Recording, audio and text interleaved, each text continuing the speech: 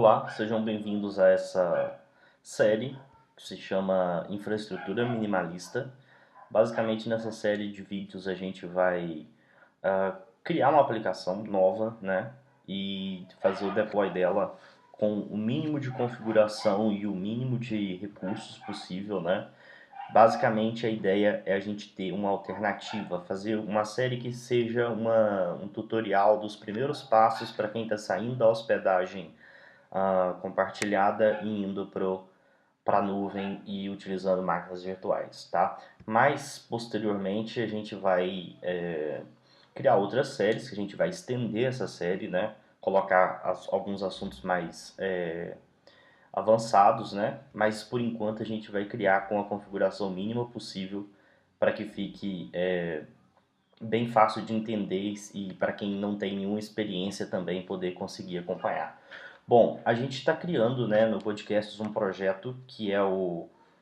A gente não tem um nome ainda, mas é basicamente um hub de desenvolvedores que vai ser o escopo da maioria dos vídeos que a gente vai criar daqui para frente.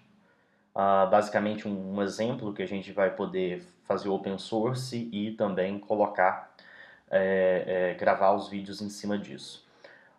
Bom, então a gente não tem basicamente um nome ainda, mas por enquanto, como já tem um domínio aqui pronto e eu vou utilizar ele na demonstração dessa aula, eu vou criar uma aplicação, Composer Create. Eu estou utilizando aqui o Codecast Laravel, é basicamente um fork da aplicação Laravel principal, tá?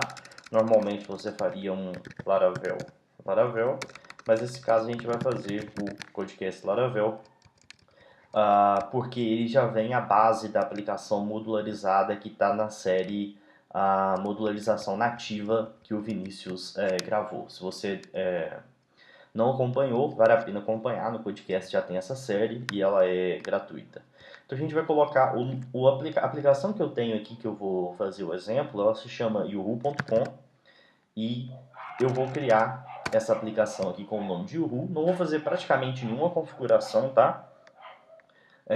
A gente só vai criar a base mesmo da aplicação, vou colocar alguma coisa para ser exibida na home e depois a gente vai partir justamente para a configuração. Quando essa aplicação está sendo criada, vamos lá então, que a gente vai fazer o seguinte, eu vou entrar aqui no Linode, tá? Para a gente criar a máquina virtual que a gente vai utilizar. Essa máquina virtual que a gente vai utilizar não tem nenhuma restrição, não precisa ser na Linode, tá? Pode ser na DigitalOcean, pode ser numa máquina VirtualBox que você tem aí. O importante é estar rodando algum Linux. Eu vou utilizar o Debian, tá? Os passos vão ser na utilização do Debian, mas provavelmente você não vai ter nenhuma dificuldade em implementar exatamente da mesma forma no Ubuntu. Mas como os pacotes, geralmente você consegue alguns pacotes mais recentes para Debian e eu considero uma distribuição mais estável para servidores, vai ser a distribuição que a gente vai utilizar. Bom, eu vou basicamente aqui adicionar uma máquina virtual nova, tá? Você poderia fazer isso lá no DigitalOcean sem problema, não tem nenhuma diferença. Vou selecionar a mais básica, porque basicamente é a demonstração. A gente não precisa mais do que 1 GB de RAM para poder rodar a maioria das aplicações. Vou deixar aqui na localidade padrão e vou fazer a criação. Ok, ele está falando que ele está sendo criado, né? No DigitalOcean você geralmente seleciona a imagem, né, que você vai instalar já na criação dela. É um pouquinho diferente aqui, mas não tem problema. Se você quiser, se você não tem uma conta, tá? Você pode entrar em linode.com e aqui no rodapé do Codecast a gente também tem um linkzinho para direto para o site. Bom, ele foi criado, ele está rodando aqui como brand new, porque ainda não tem nenhuma configuração. Eu vou colocar aqui, então o que a gente vai fazer? Deploy an image, né? Para a gente escolher uma imagem que a gente vai colocar. O padrão é que ele já colocou aqui para mim Debian 8, porque foi a última que eu criei, né? 64 bits. O tamanho do deployment, ele mostra aqui o tamanho máximo, que é o tamanho do disco, né? E ele coloca um disco de swap, tá? Tem um exemplo que eu vou fazer à parte. Na Linode ele já cria um disco de swap, vou colocar como 512, tá? Mas na DigitalOcean o swap não vem ativado por padrão. Eu vou falar um pouquinho mais sobre isso para a gente criar um arquivo de swap. Justamente se você estiver usando a DigitalOcean, você tem alguma você possa entender como funciona. Eu vou colocar uma senha de root aqui qualquer, tá?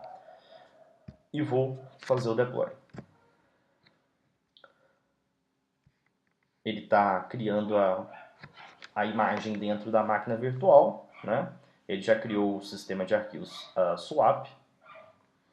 Então, basicamente, deixa eu explicar enquanto ele cria como que funciona essa questão do swap. O swap é a área de troca do Linux, tá?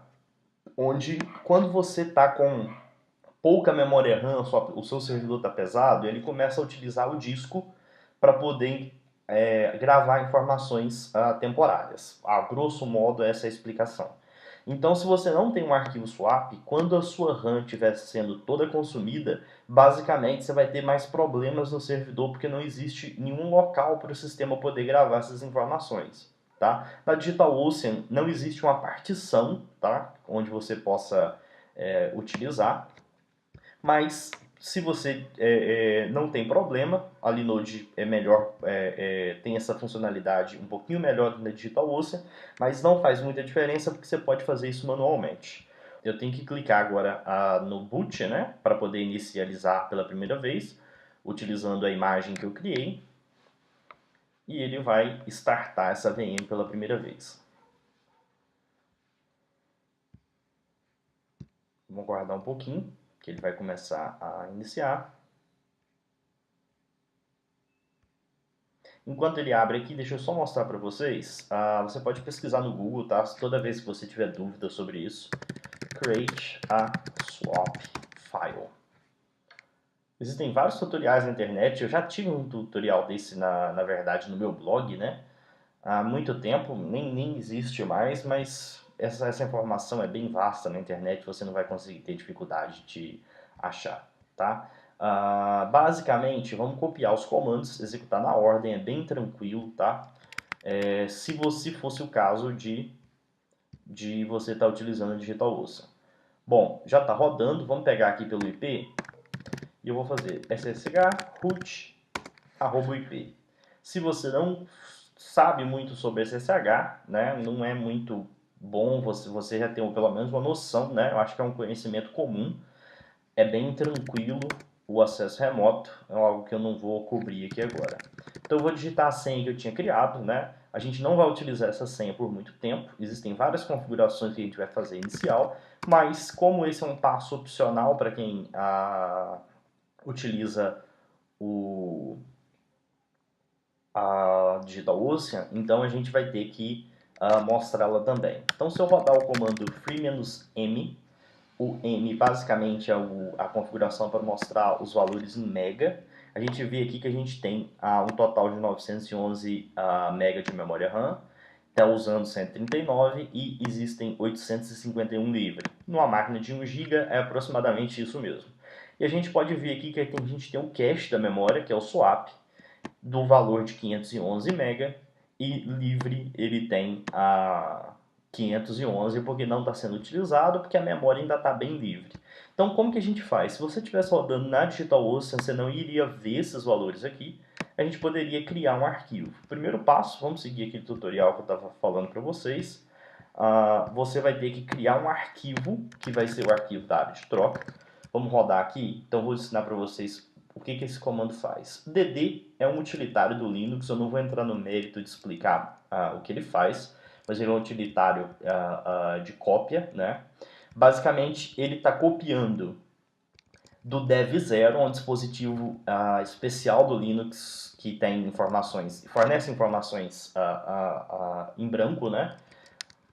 E a gente vai gravar essas informações num arquivo chamado swap file1. Na verdade, a gente pode colocar só swap1, tá? Swap1, para ficar bem tranquilo. O tamanho do bloco, a cada bloco desse disco de swap vai ser 1024, e o count aqui é o que você precisa fazer. Por exemplo, aqui ele está criando 512. Essa informação não é muito precisa, mas a gente pode fazer o seguinte. Então a gente vai colocar aqui como, se a gente quiser 1 GB, a gente pode colocar 1 milhão. tá? Ele vai criar esse arquivo. Então ele falou que, olha só, ele criou um arquivo em /swap1 do tamanho de 1 GB, certo? Então vamos lá ver se esse arquivo existe mesmo. ls barra. A gente vai ver que o arquivo swap1 está aqui, ele tem 977 MB porque existe a aproximação. O DD não trabalha exatamente com o cálculo do 1024, né? Mas tudo bem. Então vamos lá. Se a gente tem esse arquivo, qual é o primeiro passo? Ele ainda não está pronto para ser utilizado. Vamos colocar aqui, free-n, está 511 ainda. A gente vai ter que fazer o seguinte. Existe esse passo aqui, que é o passo de... eu posso até digitar, né? Chão root barra swap1. Basicamente eu estou falando que o dono desse arquivo vai ser o root. Já é porque a gente está usando o usuário root para criar, então a informação já estava. Mas vamos fazer só para garantir. E depois ele usa um chmod 0600, que ele está falando que os outros grupos não vão poder ler esse arquivo. Que é o mais que certo, porque como é uma informação compartilhada entre todos os usuários, todo o sistema vai estar gravando informações temporárias lá, a gente não poderia deixar as permissões abertas, ou caso contrário, usuários com pouca permissão do sistema teriam capacidade de ler os arquivos temporários. Então, basicamente, ele está falando que só o sistema e o usuário root devem ter permissão para ler esse arquivo. Então, /swap1, e a gente está pronto com a parte das permissões. A gente vai formatar, né, o mk_swap, /swap1. Basicamente, ele cria um sistema de arquivos do tipo swap nesse arquivo, né? E para a gente poder utilizar ele, olha aqui para vocês verem que se eu rodar o free-n, continua sem funcionar, mas eu posso rodar o comando swap_on /swap1. Vamos lá agora rodar o free-n de novo. Você pode ver que ele somou 1 GB com o que eu já tinha, né? E o tamanho da swap agora está incrementada. No DigitalOcean, essa seção aqui não estaria sendo exibida, e estaria sendo exibida agora com aproximadamente 977, que foi o tamanho do arquivo que a gente criou. Não precisa ser um tamanho exato, não tem problema, tá? E o último passo é basicamente porque como a gente fez isso, a gente usou o comando swap_on, ele não vai estar habilitado quando você reiniciar a máquina. Então existem duas formas de se habilitar no boot esse arquivo de troca. Um deles é você editando o arquivo /etc rc.local, que é um script que roda toda vez que sua VM ativa. A gente colocaria aqui como swap_on /swap1. Mas a forma correta de se fazer isso mesmo, na verdade, na verdade eu gravei as alterações, deixa eu voltar aqui para poder apagar isso aqui. E deixa eu sair, porque a gente não vai fazer por aqui. O que a gente vai fazer é o seguinte, a gente vai editar o arquivo etc fstab, que é basicamente a configuração da tabela de partição, e a gente vai adicionar essa linha aqui. Na verdade a gente precisa alterar, né? É swap_in, que a gente trocou o nome, e ele vai ser montado como tipo swap. Vou salvar esse arquivo. Vou reiniciar essa máquina virtual. Claro que a minha conexão vai ser fechada. A máquina já reiniciou. Então a gente pode ver que como a máquina, vamos colocar aqui uptime para mostrar para vocês que ela realmente se conectou. Está ligada a 0 minutos, né? A gente pode ver aqui que se eu rodar o free-n, o arquivo de swap que eu criei já está ativado. Isso é extremamente importante, tá? Para quando tiver um gargalo na sua aplicação, você garantir que você tem espaço de sobra para os arquivos de troca. Ok, feita essa parte, essa única parte que seria específica aqui para o DigitalOcean, né? Tanto porque a Linode já traz por padrão, a gente pode passar para os específicos do sistema. Tá, a primeira coisa que a gente precisa fazer para preparar esse servidor, antes mesmo de configurar pacotes e instalar qualquer coisa, seria a questão dos bloqueios. Se eu editar o arquivo etc default bloqueio, você vai ver que ele existe uma variável chamada lang, tá? Que está em inglês dos Estados Unidos, o TF8. Eu raramente coloco a PTBR e o TF8, justamente por ser mais compatíveis às aplicações, a gente não precisa de colocar as traduções, mas você faria o que está faltando aqui é um LCAL, que basicamente sobrescreve a maioria dos bloqueios. Se, a maioria das vezes você vai instalar um pacote em Python e alguns softwares do sistema, ele vai te exibir uma série de erros falando que não tem deixa eu corrigir aqui, que ele não tem o bloqueio, por exemplo, tem várias variáveis dessa, e essa daqui basicamente seta o valor para todas. Eu vou salvar, a gente pode reiniciar a máquina mais uma vez, né? A gente poderia ter feito isso antes do primeiro restart, mas não tem problema. Isso é basicamente para a gente prevenir alguns problemas, né? Até a máquina virtual do Homestage tinha esse problema, porque ele não setava o bloqueio quando era criada a imagem, né? E até fui eu que fiz o pull request lá para poder resolver esse problema há bastante tempo. Então, é uma dica interessante para você não ter problema de localizações depois. É claro, na sua aplicação Laravel, se você estiver utilizando o Carbon, eu nem vou entrar no mérito disso agora não, porque a gente pode falar nisso numa aula posterior, mas você poderia, basicamente, setar na sua própria aplicação os bloqueios customizados e isso vai ser independente do sistema. Então não se preocupe muito com aquilo ali agora.